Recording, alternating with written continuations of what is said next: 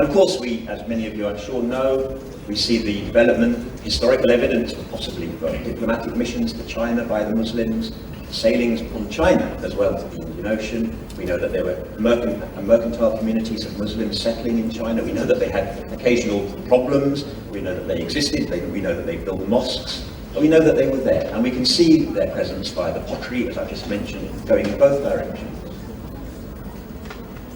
When we look at this trade, we can see that when it started off, it was probably individuals or individual sailings from southern Mesopotamia, from Basra, all the way directly to China.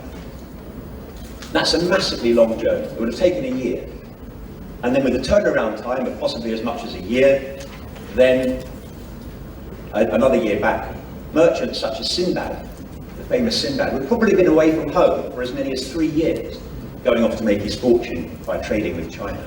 And I'm sure that his wife wouldn't have been that happy with him when he got home. So what we see happening after a very short time is that the circuits start to break down, and we see merchants operating on a shorter set of circuits with the development of nodal emporia, trading emporia, at different points around the Indian Ocean. And this is, again, it's key. Why? Because the Straits of Malacca were exactly one of those important nodal points. Those points themselves became key areas of economic development and key points in the globalization of the world economy. And that map gives an illustration. That's A.N. Chowdhury's work in his quite famous 1995 book.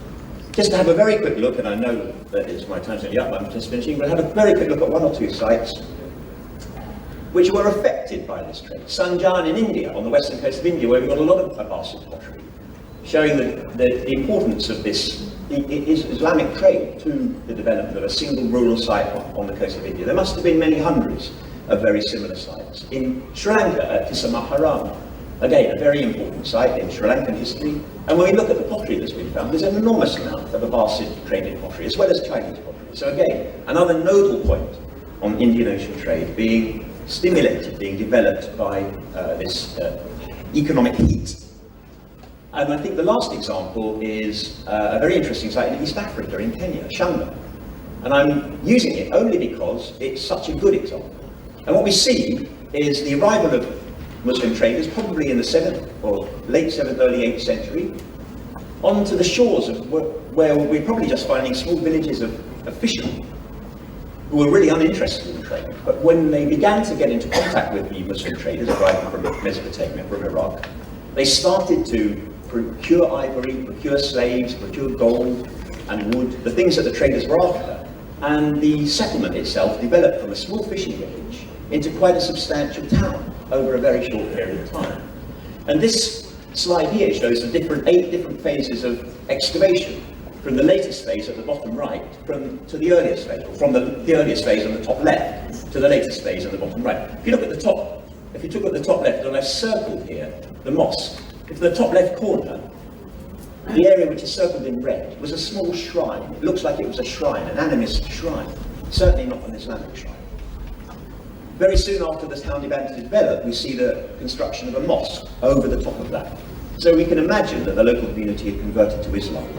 And then step by step, we see that mosque being enlarged and beautified, along with the wealth and the size of the Muslim community there, until by the end of the sequence of the site, we see quite a substantial mosque on the site. So we see here, and the reason I'm choosing this is it's probably only one example of many thousands of sites around the Indian Ocean that were engaged in this trade in the early Islamic period, and whose lives were transformed completely, economically, intellectually, and religiously and culturally.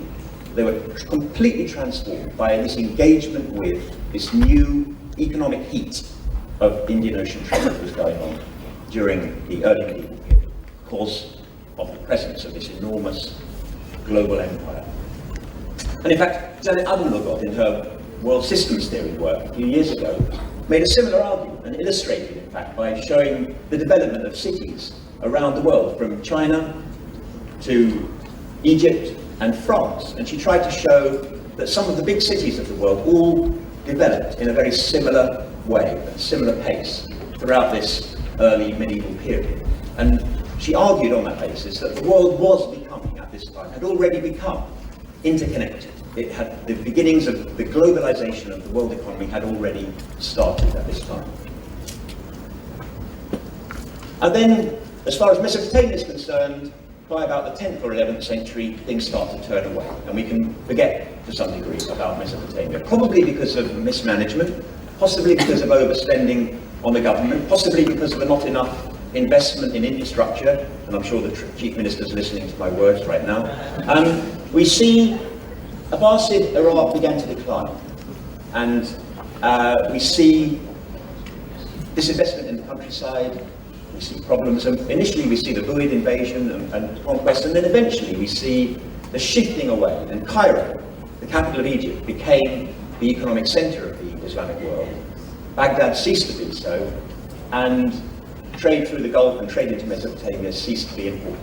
But that doesn't mean that Islamic trade and trade by Muslim traders ceased to be important. As we know, that went on, and as we know, Islam became one of the key religions in the Indian Ocean. Arabic became the lingua franca of the Indian Ocean for many hundreds of years. And that symbolizes, really, the importance of Islam and the importance of the development of the Islamic Empire to Indian Ocean trade. So we can conclude just a few points. Mesopotamia engaged in maritime trade from very early, from the Neolithic. And it seems, though, to have gone then through a series of different periods of engagement. Some periods when it was heavily engaged in maritime trade, and other periods when it seems not to have been interested. And there's very good evidence for engagement during the Parthian period, but less, for example, in the Sasanian period, both of which are important to the site that we're discussing today. There is evidence, as I've illustrated to you today, that the Abbasid period was a very important period for the whole of the Indian Ocean, as far as China. With its large population, very important population centre, Iraq's economic power would have affected production and distribution across the whole of the Indian Ocean. And I'm arguing really that during the 8th century, that the economy of the entire Indian Ocean began to knit together for the first time in history. Globalised, literally, for the first time. And this is a very important event, particularly, as I said, for Malaysia, for the Straits of Malacca, and the site that we're discussing today. So I hope, in saying these things, I've provided a little bit of a broad historical background, context, to the development of the site that we're studying, and I hope that will help us to understand a little bit the role that this site and the Straits of Malacca played in world history. Thank you very much. Thank you, Dr. Kennet.